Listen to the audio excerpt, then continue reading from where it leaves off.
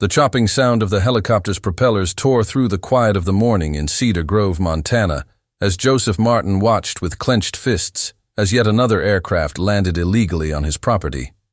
The wheat field he had farmed for 3 generations now bore a circular concrete scar, an unauthorized helipad that his neighbor, Charles Davis, had sneakily built during Joseph's trip to visit his sick daughter in Seattle.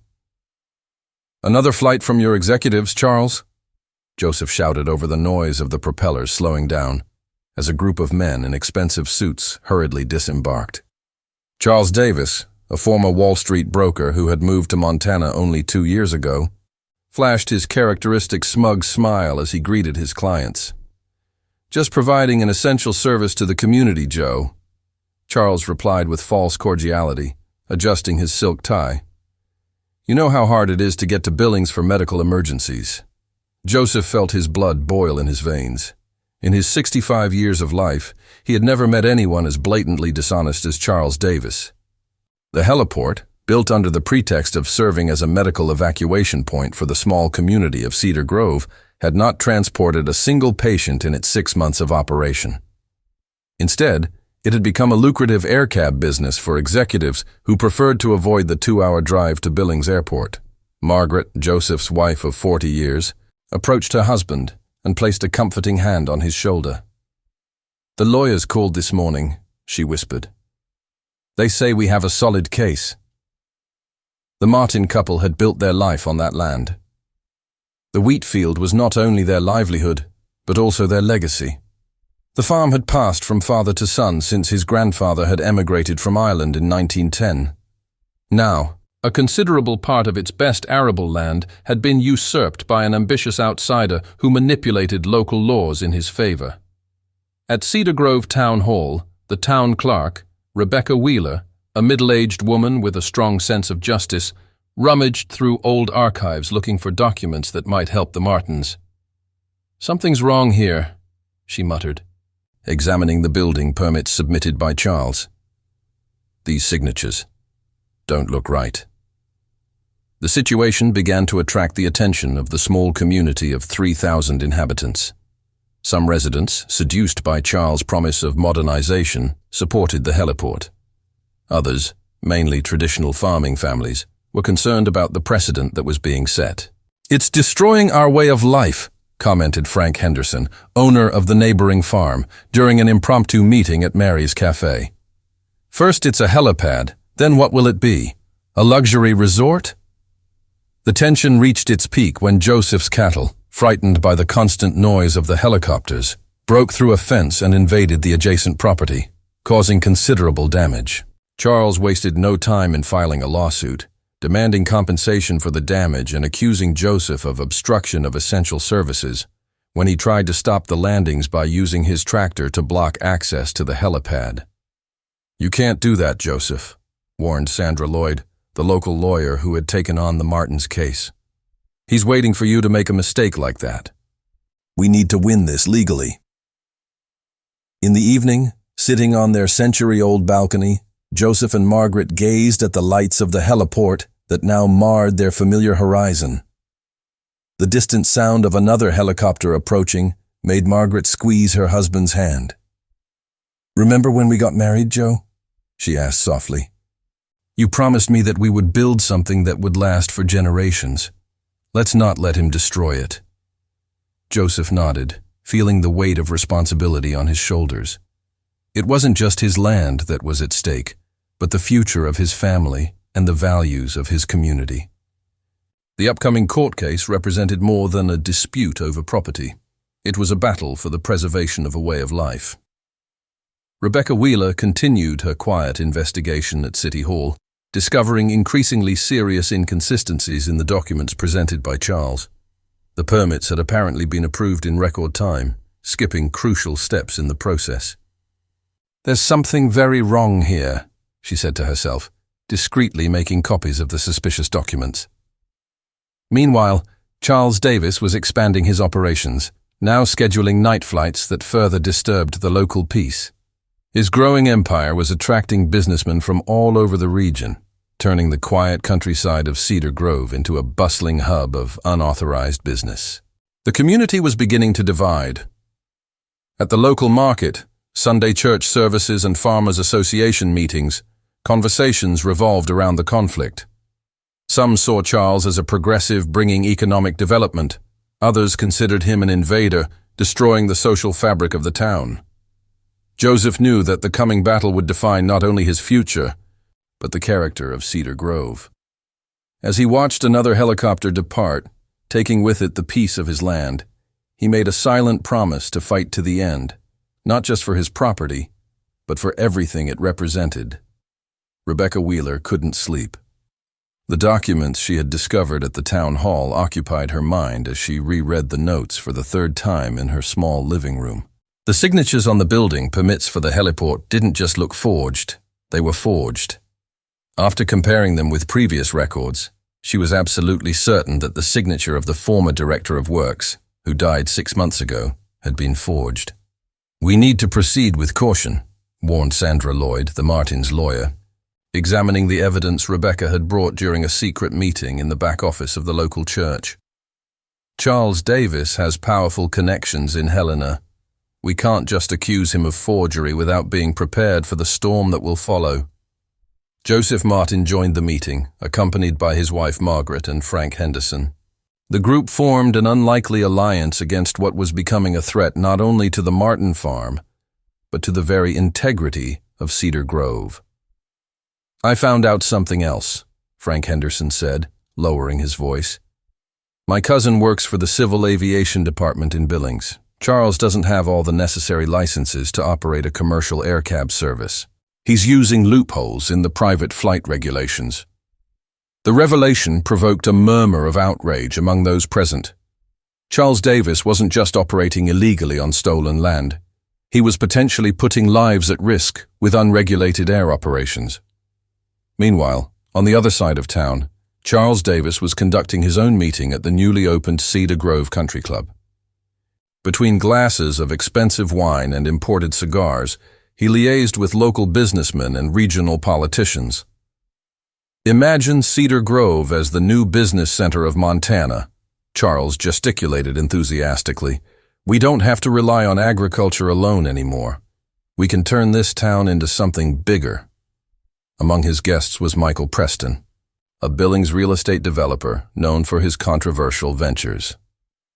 "The heliport is just the beginning," Preston commented, studying a map of the region. "With the right infrastructure, we can turn this whole area into a high-end commercial and residential complex." News of the expansion plan quickly reached Sandra Lloyd's ears through a waiter at the club who owed her family favors. The lawyer realized that they were dealing with something much bigger than just an illegal heliport. "They want to turn Cedar Grove into a playground for the rich," Sandra explained during an emergency meeting with the Martins. "The heliport is just the first piece of the puzzle. If we don't stop it now, other families will lose their land."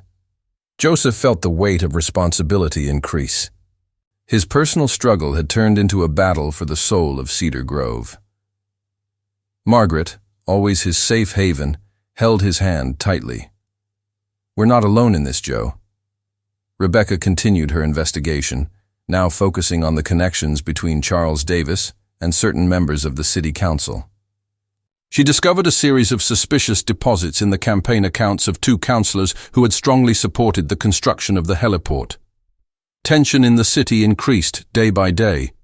The flights, now more frequent, disturbed not only the Martins' cattle, but also began to affect other farmers in the area. The constant noise of the helicopters was causing stress in the animals and damaging milk production on neighboring farms. Mary, the owner of the local cafe, turned her establishment into an informal center of resistance. Between cups of coffee and homemade pies, residents exchanged information and planned strategies. "My father built this cafe 50 years ago," she declared during a particularly heated meeting. "I'm not going to let them turn our town into an open-air shopping mall." Sandra Lloyd worked tirelessly, preparing the lawsuit that could expose the whole scheme. With the evidence provided by Rebecca and the testimonies of other aggrieved residents, she began to build a solid case not only against the illegal heliport, but against the entire network of corruption that supported it. "We need to act soon," Sandra warned, showing Joseph recent photos of the site. Charles had started expanding the heliport area, destroying even more farmland. "He's trying to set a precedent.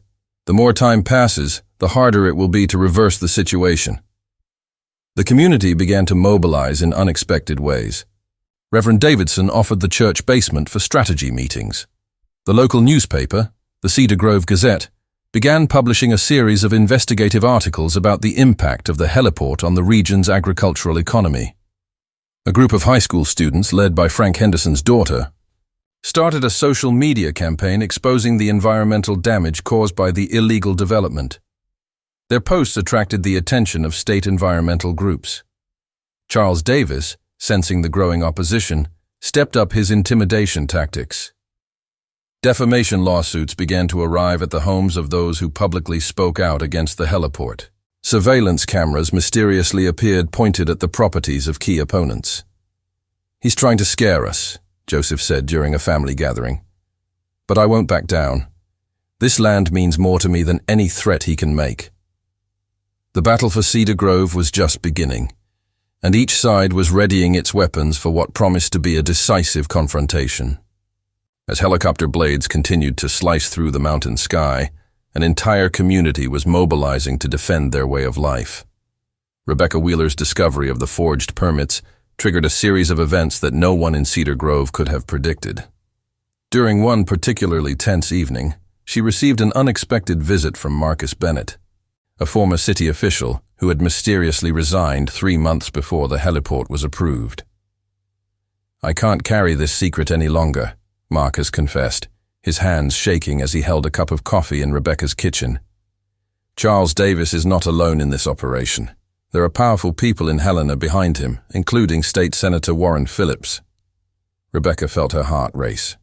Senator Phillips was known for his rural development projects that often resulted in the eviction of farming families from their land in favor of commercial enterprises. The next day, Sandra Lloyd called an urgent meeting at the Martin home. Joseph, Margaret, Frank Henderson and Rebecca listened attentively as Marcus revealed the details of the scheme. The heliport was just the first phase of a larger plan to turn Cedar Grove into a luxury resort, complete with golf course and high-end condominiums. "They offered me money to speed up the approvals," Marcus explained, avoiding looking directly at those present. "When I refused, the threat started. I had to think about my family." Meanwhile, Charles Davis was stepping up its operations. The number of daily flights had doubled, and construction equipment began arriving overnight. Joseph watched helplessly as more of his land was gradually taken over. Mary, from the local cafe, became an unexpected source of valuable information.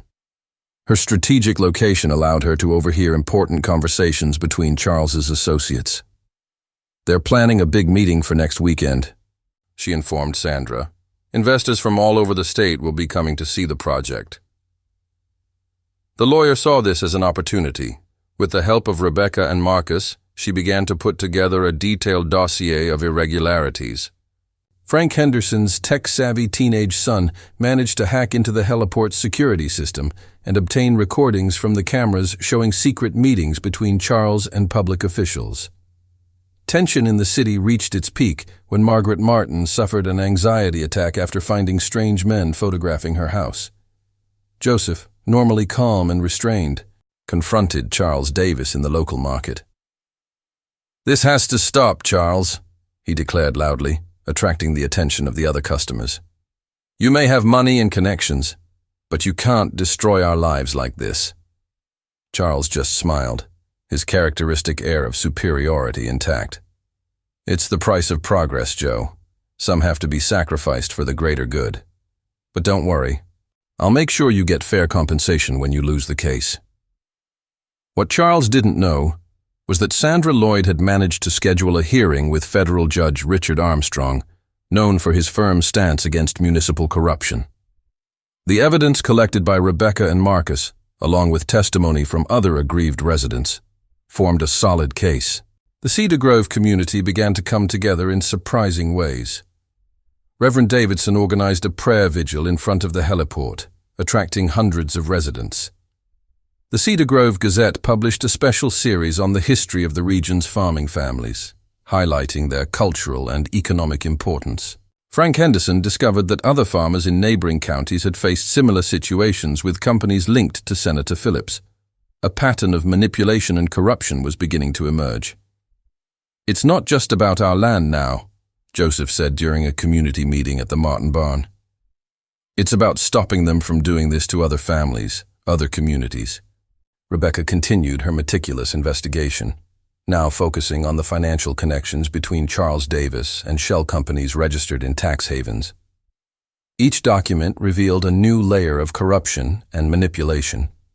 The situation took an even more serious turn when Marcus Bennett was involved in a suspicious car accident just 2 days before he was due to give formal evidence.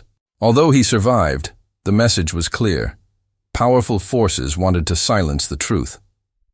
Sandra Lloyd went on to work in police protection, storing copies of the evidence in various safe places. "They're desperate," she explained to the Martins. "That means we're close to something big." The Cedar Grove community was preparing for a decisive battle. The future of their land, their way of life, and their values was at stake. While the sound of helicopters continued to disturb the peace of the valley, a quiet determination grew among the residents. "My grandfather always said that good land must be defended," Joseph commented to Margaret as they watched the sunset from their balcony. "I guess I never fully understood what he meant until now." The battle for Cedar Grove was about to enter its most crucial phase, and no one could predict who would emerge victorious. But one thing was certain: the small community would not give up without a fight. The news of Marcus Bennett's accident raced through Cedar Grove like fire through dry straw. While he recovered in the Billings Hospital, Sandra Lloyd and Rebecca Wheeler worked tirelessly to organize the evidence before the hearing with Judge Armstrong. Time was running out, and the threats were becoming more and more explicit. "They found a listening device in my office this morning," Sandra reported during a secret meeting at the Martin home. "They're getting desperate." Joseph observed the group gathered in his living room, Rebecca with her folders of documents, Frank Henderson holding a laptop with compromising recordings, and Mary from the local cafe who had become a valuable informant. Each of them was risking everything to expose the truth. A new element emerged when Lisa Chen, an investigative reporter for the Billings Gazette, arrived in Cedar Grove after receiving an anonymous tip about the case. Her presence added a new layer of pressure on Charles Davis and his associates. "I discovered connections between Senator Phillips and 3 other similar projects in Montana," Lisa revealed during an interview with Sandra.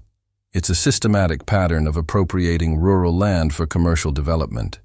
Charles Davis, sensing the siege closing in, stepped up his tactics. One morning, Joseph woke up to find tractors positioned around the helipad, ready to start an even bigger expansion. Margaret, with tears in her eyes, watched through the kitchen window as more of her land was about to be destroyed. "He can't do this," she whispered. "We haven't even had the hearing yet." Sandra Lloyd immediately applied for an emergency injunction, but the local judge, known for his connections to Senator Phillips, was conveniently on vacation. The replacement, a newly appointed young man, was hesitant to make a decision that could go against powerful interests. The community, however, did not stand idly by. Dozens of local farmers formed a human barrier around the Martin property, preventing the tractors from advancing. Reverend Davidson led prayers at the site, while high school students live-streamed the peaceful protest on social media. "This isn't just about a farm," Frank Henderson declared for Lisa Chen's cameras. "It's about stopping powerful people from destroying entire communities for their own profit." Rebecca Wheeler, working late at City Hall, made a crucial discovery. Old documents revealed that the land where the heliport was built was part of a historic reserve protected by state law. Charles Davis and his associates had deliberately concealed this information during the approval process. "That changes everything," Sandra explained to the Martins. "It's not just a private property issue now. It's a violation of historic preservation laws." The tension reached its peak when armed men, claiming to be private security guards hired by Charles, began patrolling the perimeter of the heliport. Their intimidating presence caused concern among residents, especially after an incident in which they threatened a group of teenagers photographing the site. The local sheriff, Robert Martinez, initially hesitant to get involved, was forced to act when the security guards overstepped their legal boundaries. "You don't have the authority to restrict access to public roads," he warned, finally taking a clear stance in the conflict. Lisa Chen continued her investigation, discovering that Charles Davis and Senator Phillips' scheme extended far beyond Cedar Grove. Leaked documents revealed plans for similar projects in several rural Montana communities, all following the same pattern of manipulation and intimidation. "They choose small, tight-knit communities," she explained during a meeting with Sandra and the Martins. "They rely on fear and intimidation. They rely on fear and isolation to silence opposition." The date of the hearing with Judge Armstrong was approaching, and the tension in Cedar Grove was palpable. Charles Davis was seen in frequent meetings with his lawyers at the country club, while caravans of cars with Helena license plates arrived and departed regularly. Margaret Martin, finding strength she didn't even know she possessed, organized a support group for families affected by similar projects in other cities. "We are not alone in this struggle," she said during a meeting in the church basement, "and we will not be silenced." Joseph, watching his community united in defense not only of their land, but of a way of life, felt a mixture of pride and determination. The sound of the helicopters continued to disturb the peace of Cedar Grove, but now it carried a new meaning, a reminder of a battle that needed to be won not just by them, but by all small communities threatened by greed disguised as progress. The federal courtroom in Billings was packed on the morning of the hearing. Joseph Martin sat next to Sandra Lloyd, watching Charles Davis and his team of expensive lawyers occupy the opposite table. Judge Armstrong, known for his uncompromising impartiality, was studying the preliminary documents with meticulous attention. Lisa Chen of the Billings Gazette took a seat in the front row, her laptop ready to document every moment. Behind her, virtually all of Cedar Grove seemed to have mobilized to watch the decisive showdown. Margaret Martin was shaking Rebecca Wheeler's hand, both exchanging nervous glances. "All rise for the Honorable Judge Richard Armstrong," announced the bailiff. The first blow came when Sandra Lloyd presented her evidence about the historic reserve. The judge removed his glasses, his expression visibly hardening as he examined the ancient documents discovered by Rebecca. "Mr. Davis," Judge Armstrong interrupted the defense presentation, "were you aware that this land was part of a protected historic reserve when you began construction?" Charles Davis hesitated for the first time since the conflict began. His lead lawyer quickly intervened, but the damage was done. The judge ordered a 15-minute recess. During the break, a commotion erupted in the court corridor. Marcus Bennett had arrived, still using crutches after his accident. At his side was a man few recognized, Gerald Phillips, nephew of Senator Warren Phillips. "I want to testify," Gerald announced to Sandra Lloyd. "I have proof that my uncle and Charles Davis planned all this over a year ago, including—" He hesitated, looking at Marcus.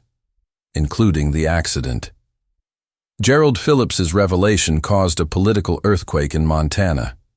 Internal documents showed an elaborate scheme to acquire rural land through questionable tactics, turning farming communities into lucrative business ventures.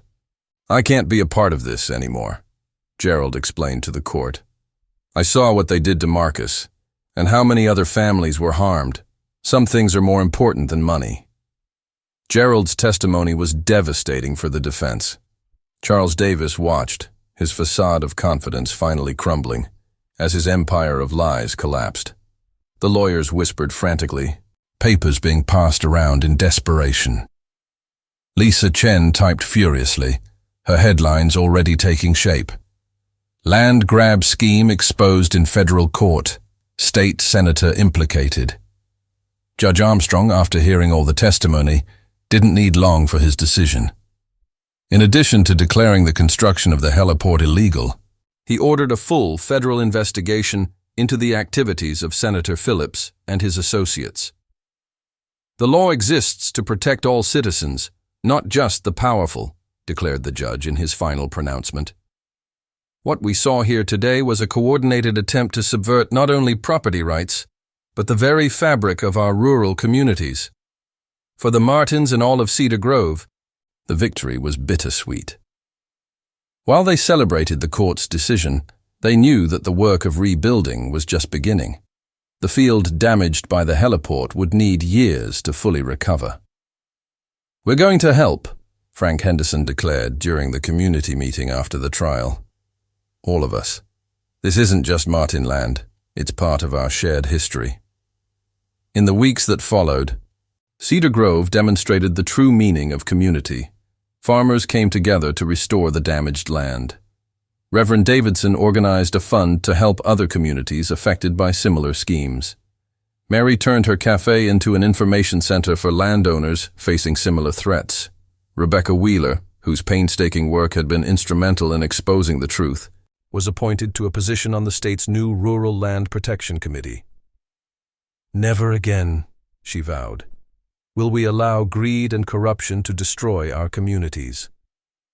Joseph and Margaret Martin, sitting on their porch on a quiet fall afternoon, watched the countryside regain its natural serenity. The silence, once interrupted by the constant noise of helicopters, was now broken only by the soft rustle of wheat in the wind.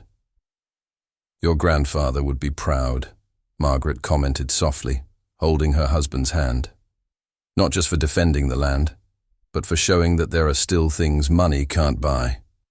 Joseph nodded, thinking of future generations who would inherit not only the land, but also the story of how a small community faced and overcame seemingly invincible forces. Lisa Chen published a series of award-winning reports on the case, exposing similar schemes across the country. Her work inspired changes in state legislation, strengthening the protection of rural lands from predatory development.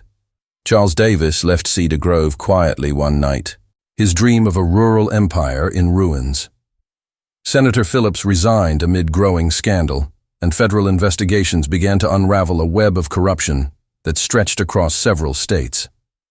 The battle for Cedar Grove was over, but its impact would continue to reverberate.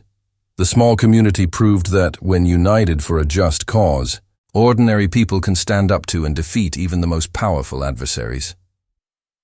"Do you know what I'm most proud of?" Joseph commented to Margaret as they watched the sunset. "It wasn't just winning.